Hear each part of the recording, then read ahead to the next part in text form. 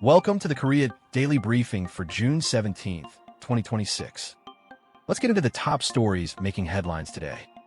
Starting with the border, South Korea's defense ministry announced it will redraw the civilian control line that restricts public access near the frontier with North Korea. Defense Minister On Gyu-bak said the line will be moved an average of 6 kilometers closer to the military demarcation line, easing curbs that have stood since the Korean War armistice. The phase adjustment begins in 2027 and reflects President Lee Jae-myung's broader push to lower tensions, after Seoul halted anti-Pyongyang loudspeaker broadcasts and curbed propaganda leaflet launches. Turning to the economy, the KOSPI remains the world's best-performing major stock index, up more than 95% in 2026 and trading near 8,700. Investors are now watching MSCI, which hold a market accessibility review on June 18th and its annual classification review on June 23rd, when Korea could finally move toward developed market status. South Korea now makes up roughly 23% of the MSCI Emerging Markets Index, and an upgrade could redirect billions in passive investment flows.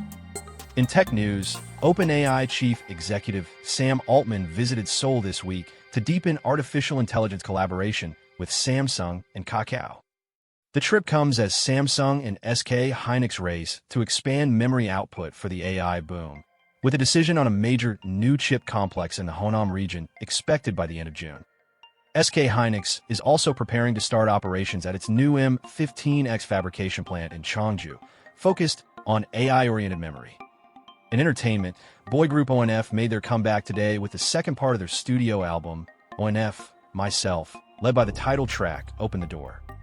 The 6-track release spans powerful rock-inspired sounds and emotional ballads, with member Min Jae-eun composing the title song. It marks a fresh chapter for the group after they left WM Entertainment and signed with KI Entertainment. And finally, in sports, South Korea's national football team has imposed a media blackout at the World Cup after journalists were caught mocking captain Son Heung-min over his military service.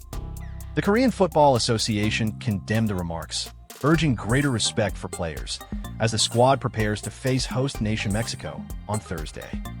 That's all for today's Korea Daily Briefing. Thank you for watching.